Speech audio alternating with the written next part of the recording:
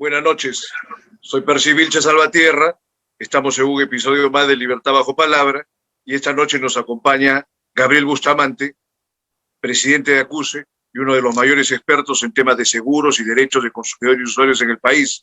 Bienvenido, Gabriel. Hola Percy, muchas gracias. ¿Cómo estás? En unos minutitos vamos a estar ya mes de marzo. Acuérdate de que el 15 de marzo se cumple el Día Mundial del Consumidor. Y como bien sabes, un 15 de marzo de 1962, el expresidente John Fitzgerald Kennedy, rompiendo todos los esquemas y haciendo que los demócratas y los republicanos se levanten y lo aplaudan, crea pues estas frases de que ya no te debe dejar avasallar. En esos tiempos eran 4.000 millones de personas, 95% eran consumidores y no podían estar sometidos pues a las grandes corporaciones, ¿no? Por eso es que se crea este Día Mundial, que justamente el 15 hemos sido invitados al Congreso de la República para disertar sobre este tema y sobre algunas conquistas que estamos teniendo tenuemente, pero que se están consiguiendo. Sí, leí tu artículo sobre esta conmemoración de mediados del mes que viene, que ya se inicia mañana.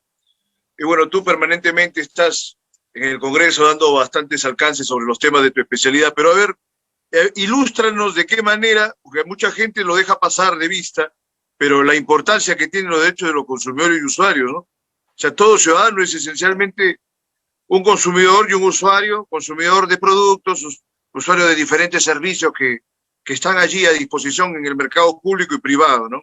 Pero coméntanos algo para que se ilustre la teleaudiencia. En la teoría del consumo están los proveedores y están los consumidores y los usuarios, ¿no?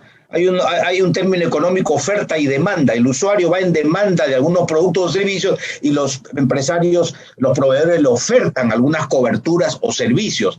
Pero en el Perú, por ejemplo, como bien sabes, en esta economía social mercado, el empresario, llámese compañía de seguros, tarjeta de crédito, productos, bienes y servicios, le venden a un usuario que está desprotegido y que no tiene lo que se denomina la habitualidad que sí tiene el proveedor. Por ejemplo, un banco sabe mucho de cuestiones financieras, una aseguradora, un sistema de pensiones, y este señor, el usuario, solamente lo recibe.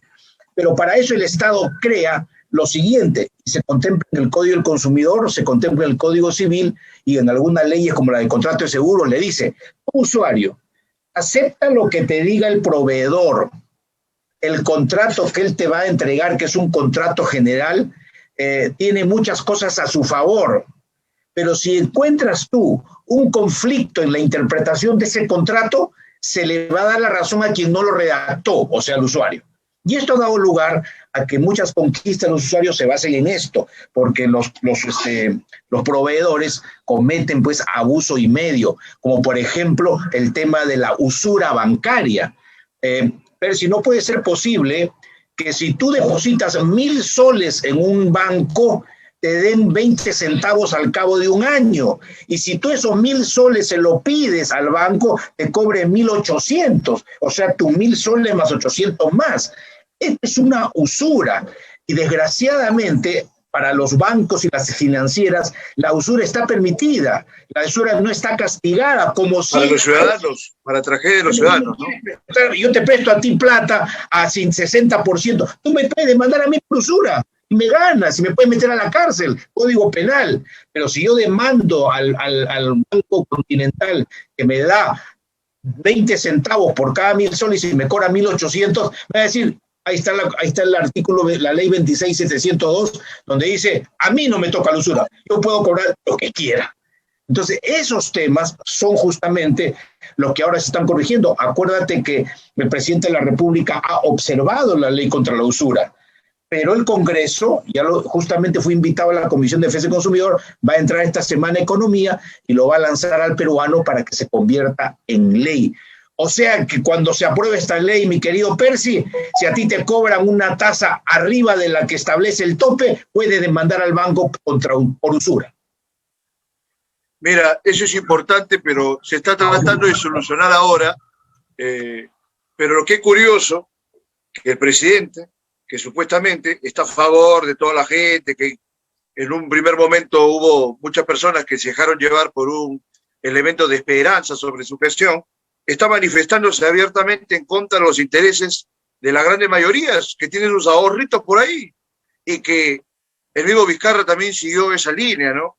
Ahora, la importancia tremenda que tienen los bancos, quizás haya quienes todavía la dejan pasar, pero básicamente el tema de lavado de dinero o el tema mismo de las constructoras, prácticamente todo ese tema ha tenido que pasar de alguna forma por los bancos.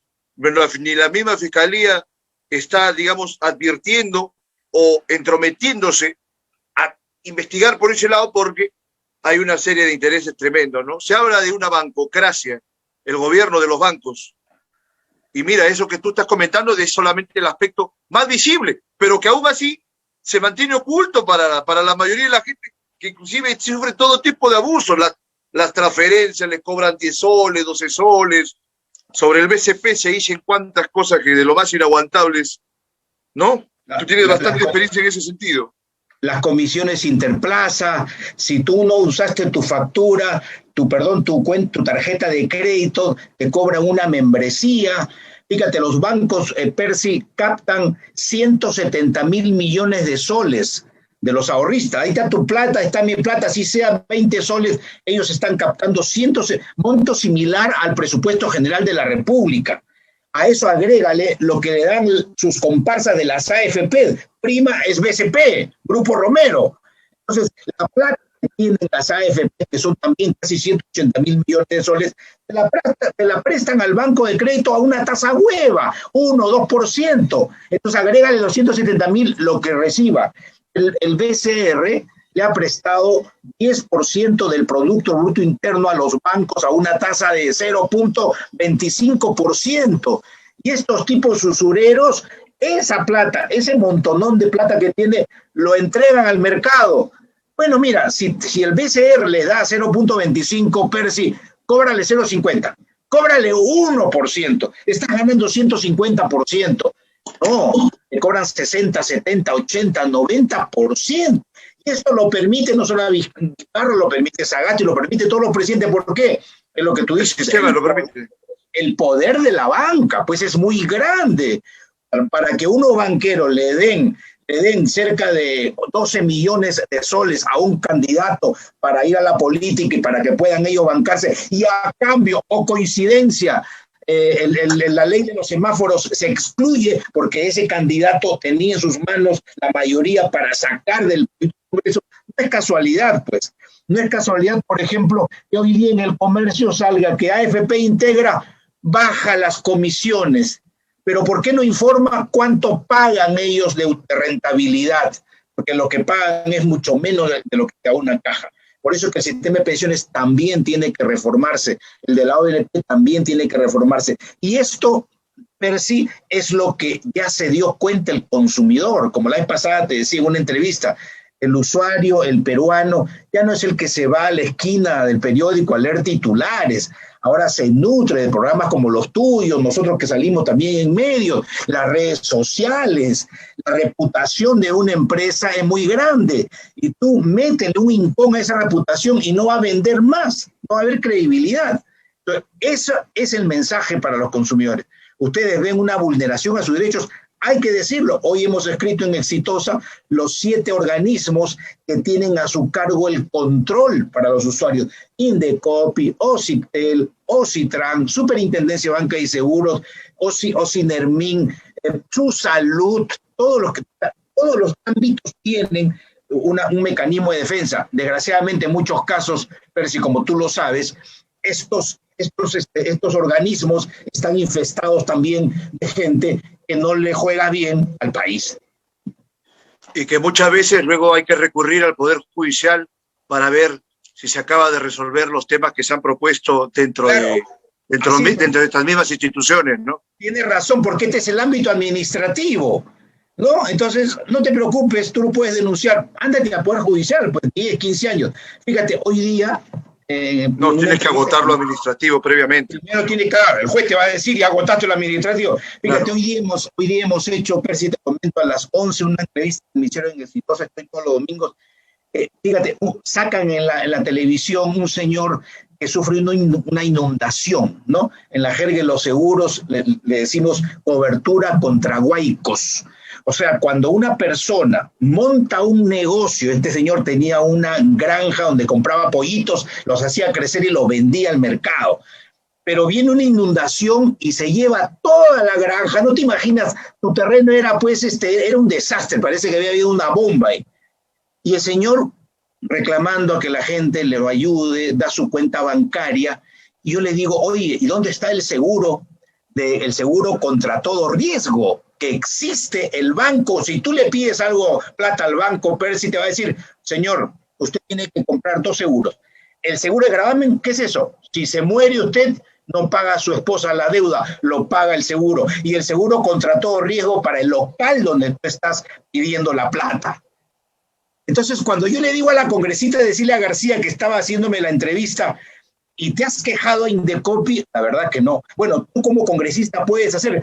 ¿Y cómo así? En el contrato bancario dice monto que le están dando, tasa de interés y qué seguros tiene.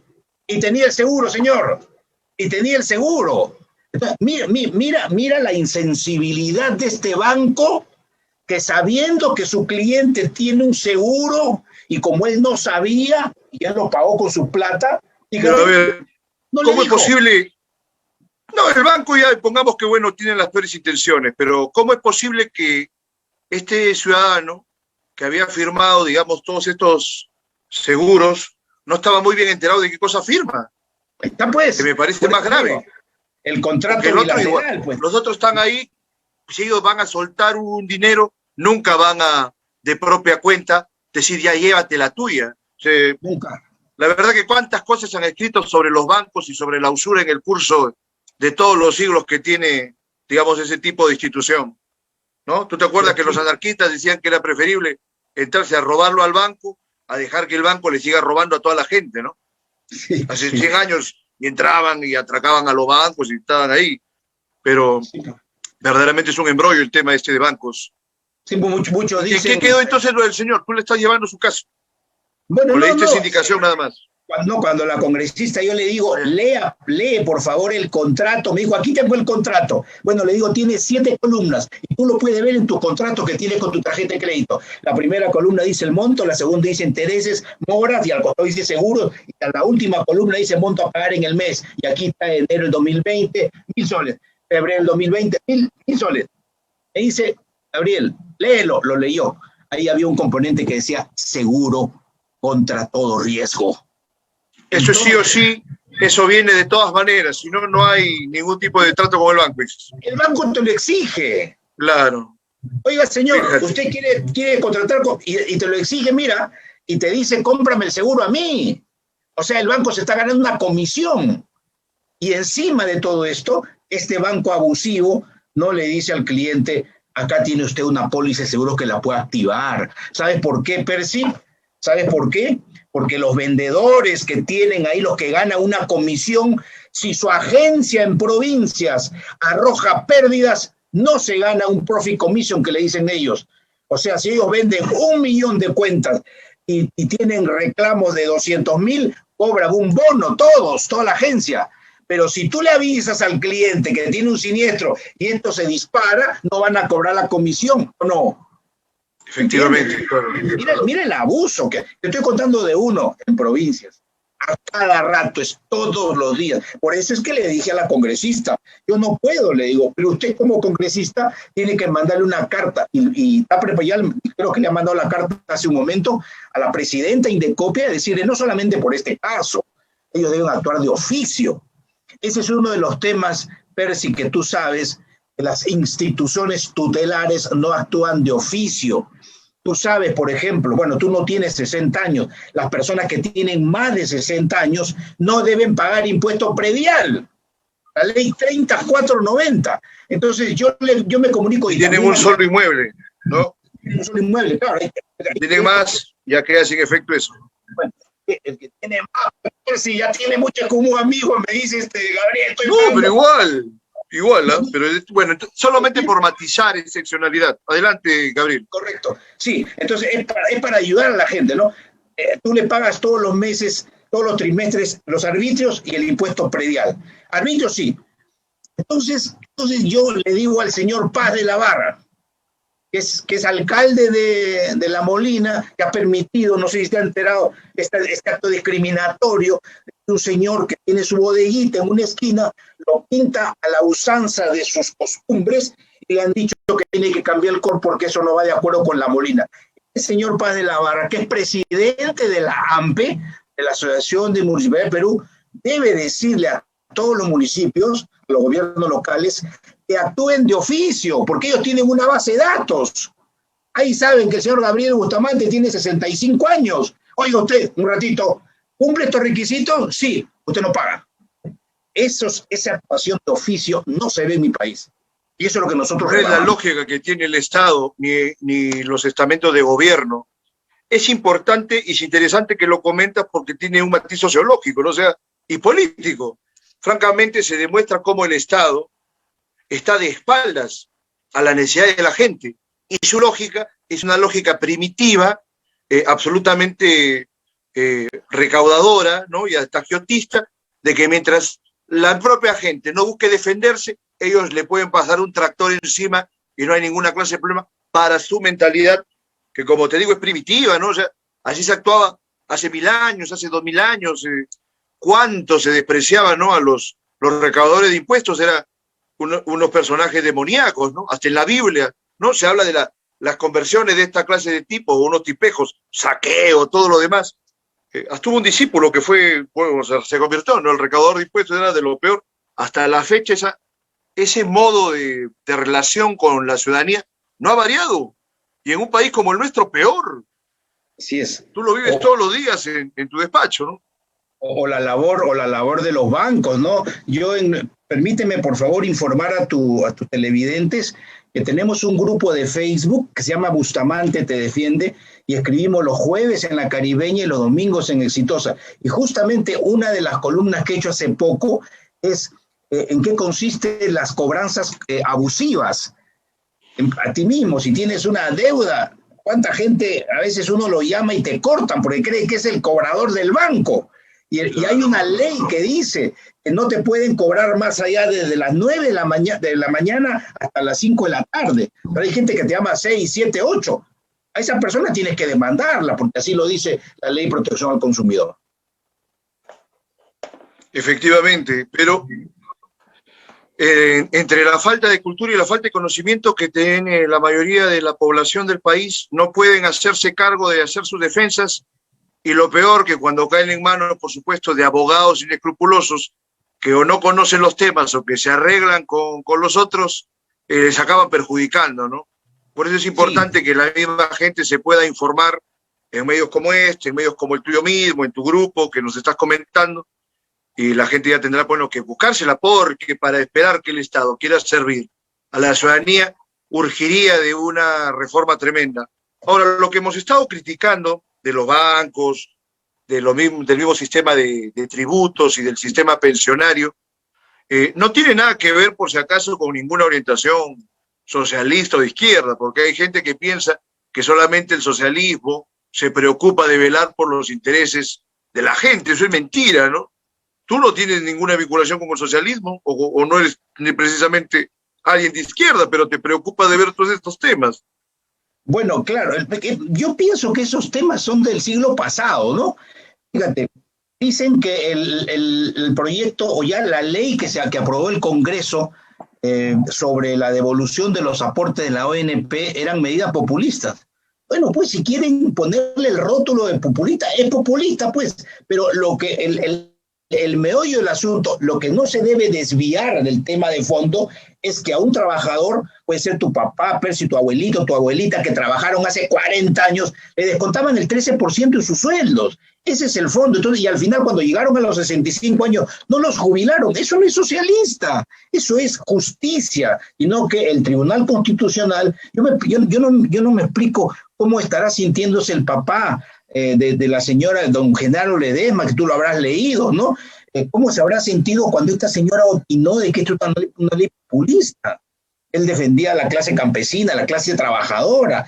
Es devolverle tu dinero, porque si a ti te descontaron un porcentaje, te lo tienen que devolver, no te puede robar el Estado. Pero dijeron, no, es un fondo común y por lo tanto se quedó con eso. Así que esas etiquetas la población no debe preocuparse. Si dijeron que es de derecho, que es fascista, bueno, pues lo que sea, pero el fondo pienso que es lo que nos debe preocupar. Ya, pero eso que me estás comentando está muy imbuido de sentido común, y yo lo comparto, por supuesto, ese sentido común, que es una manifestación primera, ¿no?, de la inteligencia, pero como hay tanta malinformación y tergiversación de todo lo que sucede, inclusive en estamentos como el Tribunal Constitucional, que puede ser el más alto estamento para ver lo que es la aplicación de las leyes, pero no significa que sea infalible y que sus fallos son perfectos, ¿no? Y que por supuesto siempre se puede advertir que en la interpretación que se haga hay un trasfondo. El derecho no es una ciencia pura, no es como entrar en un laboratorio de física o química y hacer una combustión ahí de elementos que va a resultar con unos efectos perfectos. No es así. El derecho en ningún modo puede estipularse u orientarse a ser interpretado como algo puro y científico, ¿no? Y yo soy abogado, te lo digo con razón. Y sobre todo, Percy, que a la población no la puedes tontear, pues, porque emplearle argumentos que el artículo tal, que no tienen capacidad de gasto, eso es tontear a la población. Y como muchos dicen, caramba, este sabe mucho, ¿qué voy a hacer? Pues ese es el statu quo, pues, ¿no? Así trata a la gente. Y la gente, como ve que sabes un poquito, atracas y aceptas, ¿no? Aquí es algo muy... Dicen que el congresista no tiene capacidad de gasto. Efectivamente, el congresista no puede ordenar que parte del tesoro público se dé para una obra, por ejemplo. Eso está prohibido en la Constitución. Pero ese dinero, no me canso de repetir, no es parte del tesoro público, es dinero que fue un descuento de los trabajadores, exactamente igual que el FONAVI.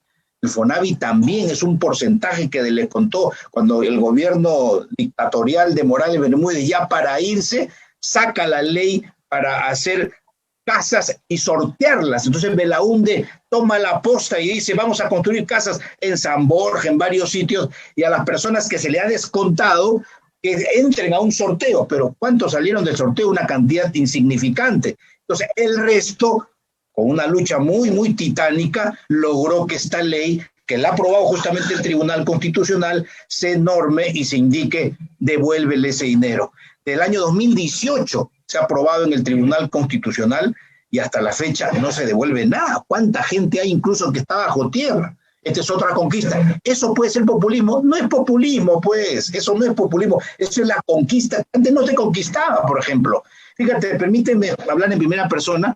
Lo de la ONP, hace 4 años lo saqué, y a ti te consta, porque mandan mis artículos. Hace 4 años lo descubrí de un proyecto de ley y me pareció ilógico. ¿Cómo a la gente que se le ha descontado el plata no se le va a devolver? Y ahí empezamos una campañita en Exitosa y otros medios, hasta que, mira, la ley ya se ha dado, que tengo entendido que algunos candidatos presidenciales lo están tomando ya como lucha para sus campañas del 28 de julio, justamente en 5 meses que se va Sagasti, ¿no? Sí, bueno, pero ¿qué pasa? Que el tema del populismo es muy amplio y la verdad que ahora prácticamente la mayoría de los candidatos están incidiendo en populismo, pero lo que es más paradójico es que quienes dicen populismo hacen una defensa del establishment total, descarada, y creerán que ese establishment ha puesto al Perú en las dimensiones o en las condiciones de un país europeo, de un país muy estable y muy equitativo, pero eso pues absolutamente una mentira total, ¿no? Entonces, es bueno que se pueda confrontar ese tipo de medidas. Yo creo que por una situación de urgencia y de emergencia se podía viabilizar ese tema de la UNP, pero que sí tenía algunos fallos estructurales y que servía, digamos, a una especie de capricho o de iluminación torcida que había tenido el partido del cual provino ese pedido, pero que de todas maneras, por la urgencia, por la emergencia, por la circunstancia gravísima que están padeciendo o que estamos padeciendo los peruanos ahora con la pandemia, se podía hacer, digamos, un esbozo de flexibilidad. Pero acá, cuando les conviene, las leyes son absolutamente pétreas, rígidas, férreas, y cuando no, inventan conceptos que solamente caben en sus ambiciones, ¿no? la denegación fáctica de confianza, hablan de que hubo un golpe de Estado cuando no hubo nada que ver, y son un porcentaje más o menos importante de quienes tienen una participación en medios públicos, y son medios públicos que no necesariamente están vinculados a los grandes grupos periodísticos de la Concertación. Se supone que son medios alternativos, pero que en realidad son unos grandes medios ONGeros que tuercen la realidad. Tuercen la realidad, y el perjudicado es el pueblo o el cibernauta, ¿no?, que llega a investigar estos temas y no recibe una orientación de calidad. Claro, y cosas inauditas, como por ejemplo, se aprueba la ley 31050 sobre la ONP, ¿no es cierto? El gobierno aprueba la entrega de 930 soles, un sueldo mínimo a los jubilados. La ley está vigente, está plenamente vigente. Transcurren los días, sigue la vigencia, se ha reglamentado la ley. Y después de casi 14 o 15 días, el tribunal se pronuncia. Entonces, de ahí para adelante, que se pronuncie de forma negativa, o sea, no va la ley. Pero de ahí para atrás el gobierno tiene una deuda. Y eso yo no escucho a ningún candidato a la presidencia o al Congreso que diga que va a hacer respetar la ley. Pero si tú lo sabes, no creo que eres abogado. Si hoy 28 está vigente una ley, tiene que cumplirse. No, ¿sabes qué? El 10 de marzo se va a anular. Bueno, el 10 de marzo para adelante se anulará. La anulación no es retroactiva. Por eso es que se dio los 930 a los jubilados, un sueldo mínimo. Entonces, hay muchas cosas que efectivamente... Ahí ya se vuelve todo un intríngulis y un embrollo de interpretación, pero como te dije hace instantes, ¿no? O sea, la interpretación nunca es pura, o la interpretación no tiene por qué circunscribirse a un parecer neutral. Entonces, es algo que hay muchos abogados que les cuesta entenderlo, pero siempre hay un factor político detrás. Ahora, habría que ver si esa política va a seguir siendo, como hasta este momento, absolutamente esquiva a los intereses de la población, o va a ser un lineamiento político que va a favorecer a la gente. Y si va a favorecer a la gente, bueno, habrá que ver, digamos, dentro de lo que faculte el sistema, ¿no?, los permisos o las concesiones, elementos de flexibilidad que siempre pueden hallarse si hay la voluntad tanto del intérprete jurídico, ¿no?, o del agente jurídico, el operador, como, por supuesto, de quien tiene el poder político, ¿no?, y que tiene esa disposición y esa voluntad de atender a solucionar los problemas de la gente, que no lo vemos en ningún gobierno y que ahorita no lo veo, francamente, en ninguno de los candidatos que hay, ¿no? ¿Cómo ves esta circunstancia, Gabriel, como para ir pasando a un tema de actualidad y más allá de tu experiencia, ¿no? ¿Cómo ves esta circunstancia ahora de estos últimos repuntes que se han dado en este previo proceso electoral? Sí, ya estamos esta etapa previa a las elecciones de abril. Sí, 40 días, 41 días, pero como te digo, no noto a ningún candidato que diga voy a enfrentar a los bancos y hacer que bajen las tasas. No veo a ningún candidato que diga voy a hacer devolver lo de la ONP, que corresponde por ley. Como te digo, el día en que estaba vigente se ha podido devolver. Cuando el magistrado Saldaña le dice al procurador de la ONP, oiga usted, la ley está vigente desde ahora, nosotros nos vamos a pronunciar el viernes. Está vigente, ¿por qué no la aplican? Y el procurador dice que no tenemos plata. O sea, es cuestión de plata, ¿entiendes? Eso va a ser fundamental para el futuro, porque es una deuda social del Estado. Y bueno, yo creo que se están acomodando los candidatos. Mira, para mí no es sorpresa que Lescano haya trepado. Para mí es algo natural. No es sorpresa que creo que el voto de Keiko está concentrado en 3 candidatos. El de señor del Opus Dei, el de Soto y la propia Keiko, que van a hacer una especie de coalición. La izquierda no la veo dispararse, ¿no? Pero lo del Lescano, que como tú sabes ha sido un ferviente defensor de los consumidores, de los usuarios. Eso te iba a comentar, claro. Pero sin embargo no ha hecho una proposición respecto de esos temas que él casi se ha especializado en todos estos años que estaba en el Congreso, ¿no?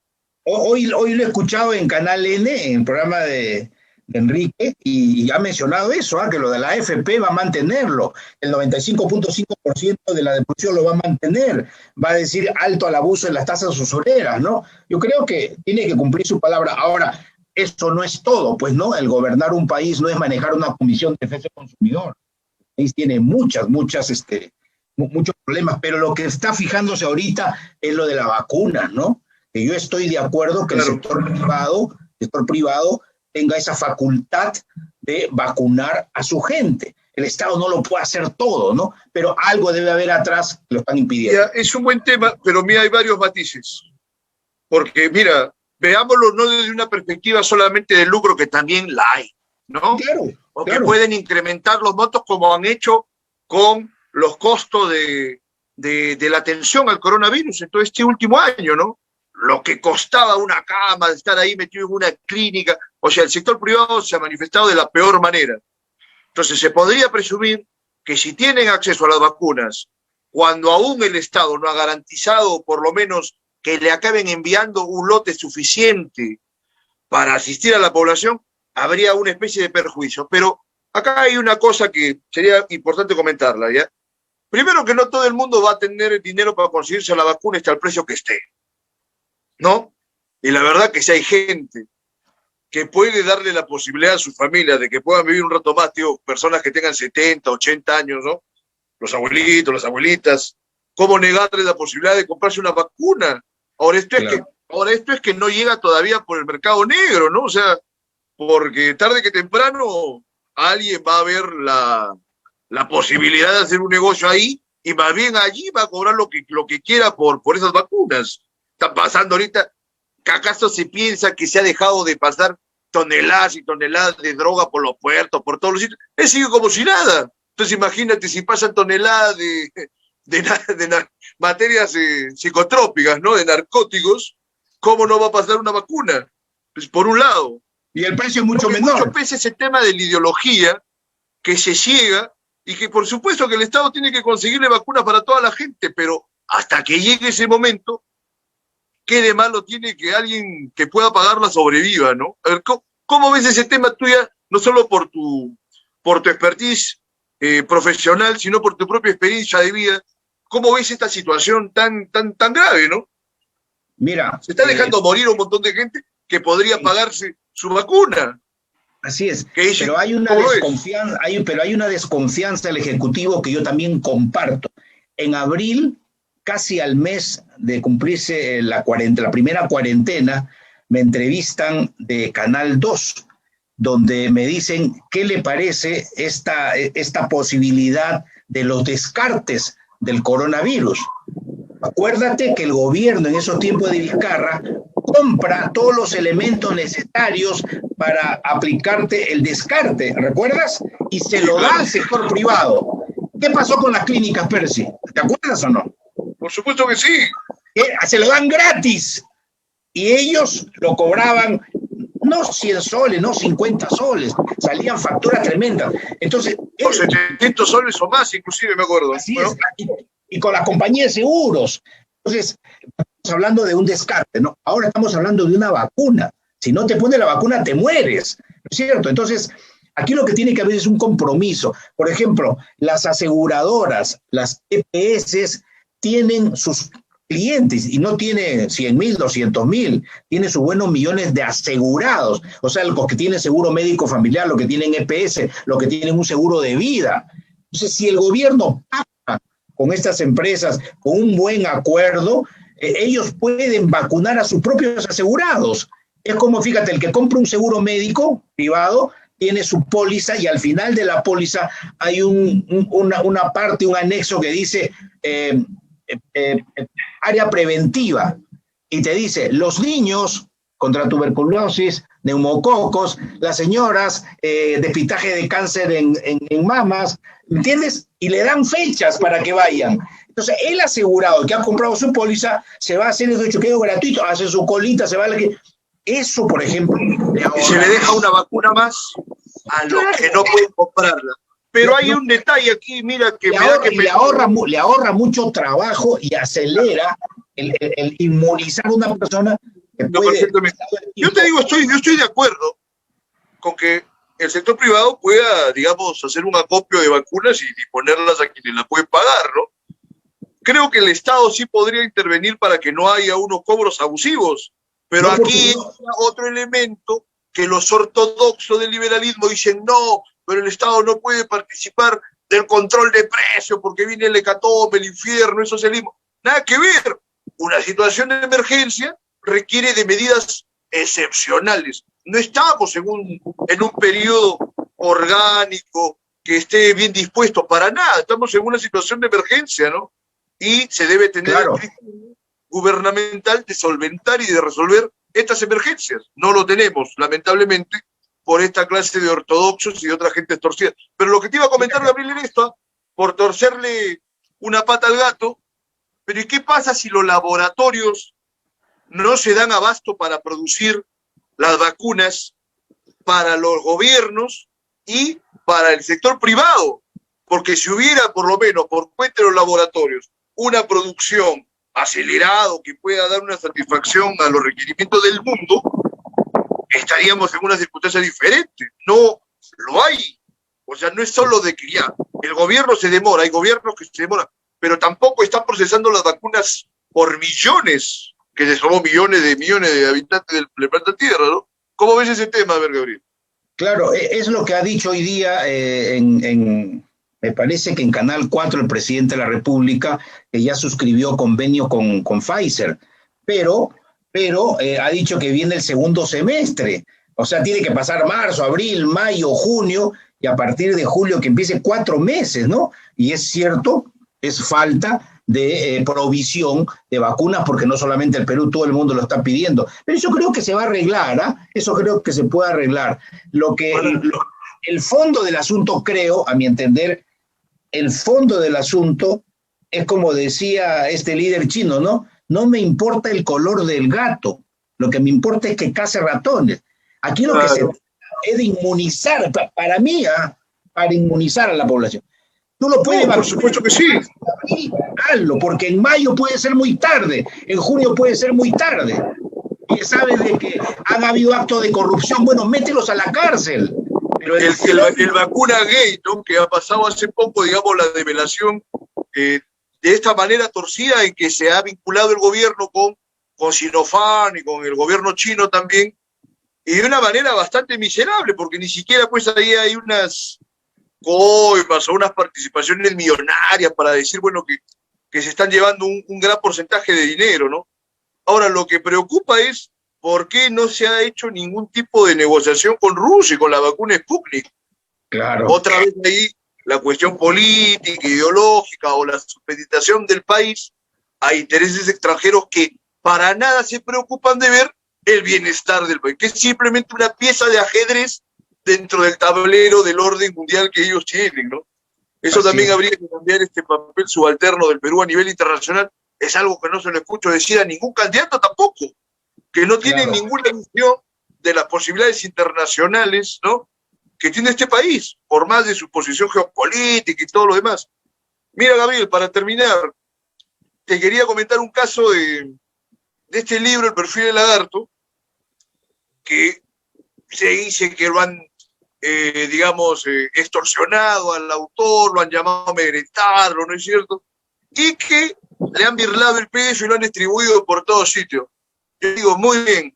Ahora sale una gran cantidad de cucufatos y gente que vive del medio libresco. Bueno, está bien, es un negocio, pero cuentan una parte de la verdad. Porque ese libro creo que lo están vendiendo como por 60 soles. Yo tengo la seguridad que ese libro, salido de la imprenta, ¿no?, hecho con placas, con todo, por millares que lo hayan, ese libro no debe costar más que 6 soles o 5 soles.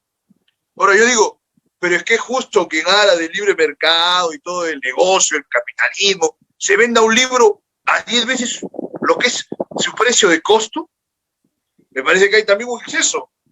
No podría estar a favor de la piratería, no, de ninguna manera, pero hay un mercado de gente que lee los libros piratas porque están más o menos a un monto que debiera ser el adecuado. Yo digo, si fuera más honesto la gente que participa del mercado editorial y no pusiera a la venta los libros con un incremento bueno ya, digamos, del doble de lo que sale el precio de costo, se puede entender, pero tantas veces elevado su precio es una arbitrariedad grandísima también y es un perjuicio para ellos y para toda la gente. No sé cómo ves a ver tú ese tema que es espinoso, Gabriel. Coméntanos. Sí, no, bastante espinoso.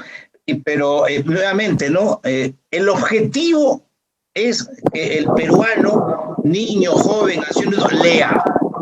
Ese es el objetivo. Para mí, el objetivo tiene que leer. Si una persona gana 930 soles, quítale el porcentaje que le dan para de salud, ese señor recibe algo de 800 y pico, ¿no es cierto? Quítale su pasaje, quítale sus... En fin, ¿cuánto va a recibir? ¿Tú crees que ese señor pueda comprar el libro de Carlos Paredes? Es un gran libro, mucho trabajo, mucho esfuerzo. 60 soles, 60 soles a partir de ahí, del 25, ¿no? Porque la preventa estaba en 42. No va a poder, pues. Entonces, yendo al otro lado, ¿cuánto cuesta este libro pirata? Pues 8 lucas, 10 lucas. El que lo vende está ganando. Entonces, el costo es el libro, es por lo menos 5 soles, ¿cierto? Entonces, efectivamente, ¿por qué se va a vender un libro 10 o 15 veces más? Entonces, aquí es función importante del Estado. Persia, aquí no podemos poner libros inalcanzables y así le dices que lea el peruano. ¿Qué va a hacer un padre de familia sin estar fomentando la piratería? ¿Qué va a hacer un padre de pues tiene razón, ¿no? El señor se ha esforzado, es un magnífico periodista, ha investigado, ha sido a Tacna, ha sido a Moquegua, todo lo que tú quieras, pero yo quiero que mi hijo lea. Entonces, ¿qué le dice al pirata? Dámelo, envuélvemelo y se va, con sus 10, 15 soles que pague. La gente tiene que tratar de poner los precios justos. Acá hay que buscar una justicia total. Y a mí me sorprende la cantidad de personajes que se han rasgado las vestiduras, ¿no? Y digo, bueno, pero a ver, ¿por qué no son más sinceros? ¿Por qué el peruano no es más sincero? O sea, es una situación preocupante. O sea, ser genuinamente honesto y decir las cosas como son. O sea, subirle de tanto. Y así en general, a veces los libros que salen de la literatura, encima que la gente no lee, ¿no es cierto? Se proponen los libros a unos precios que no son los que corresponden, ¿no? O sea, claro, hay que entender claro dónde estamos y qué cosas queremos para la gente. Queremos darle elegir a la gente a precios más adecuados. Claro, pero recuerda aquel refrán que dice que si tú quieres culturizar a un pueblo puedes tener problemas, ¿no? Entonces mejor es tenerlo embrutecido, que lea otras cosas y no culturizarlo. Eso también puede ser. Entonces aquí el papel del Estado, del gobierno es fundamental, ¿no? Eso de la lectura, bueno, y tú has ido a Argentina, a otros países, ¿no? Ahí mira los precios allá, pero y de tapa dura, de buen material. ¿Por qué? Porque el Estado apoya a la industria del libro. Efectivamente. Ahí sí tiene que haber una participación del Estado. No como ahora, que he visto, Ministerio de Cultura le ha entregado 75.000 soles a una actriz, ¿no? Mayra Couto, para que haga un documental feminista que se llama Mi Cuerpo y no sé cuánto. La verdad que habría que verlo el documental para ver el valor estético, ideológico, pero ya se puede uno imaginar cuál va a ser la calidad, ¿no? Y digo, en este momento, 75.000 soles a esta clase de proyectos como si no hubiera necesidades más grandes en el país, por supuesto que es un despropósito, ¿no?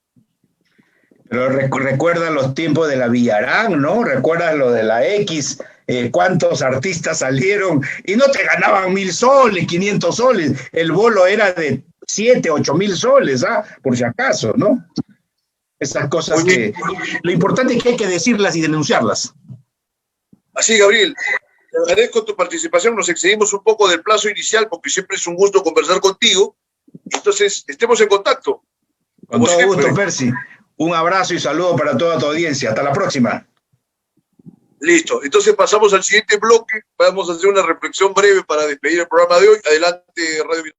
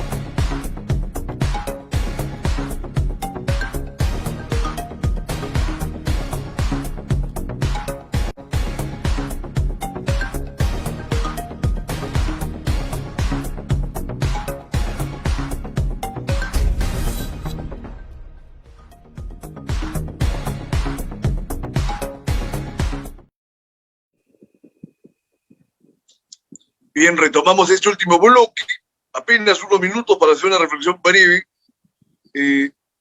Bueno, las circunstancias electorales se mantienen, por supuesto, en un ambiente de incertidumbre total, ¿no? Así como están las cosas, no hay ningún candidato que haya tomado un liderazgo fundamental, prioritarios. Entonces, se tiene que esperar que pasen muchos días, e inclusive al momento mismo de las elecciones. No es como en otras temporadas que era muy fácil dar una aproximación, un cálculo, pero ahora es francamente imposible.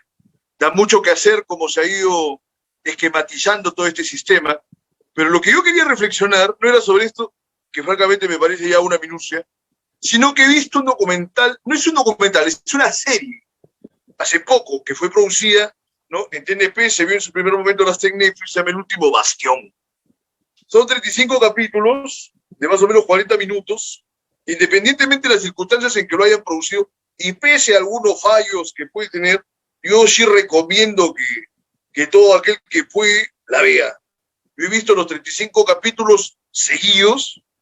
Por supuesto, había algunos pasajes que ya de repente no me iban algunos actores, o los veía que iban a ser, digamos, entre meses bastante débiles. Adelantaba, pero en general ha sido muy sustanciosa, y es importante porque una de las funciones que tiene el arte, que tienen, por supuesto, el cine, en este caso una serie, pero que se puede considerar dentro del ámbito de una propuesta cinematográfica, es la búsqueda de conciencia, la búsqueda de una identidad.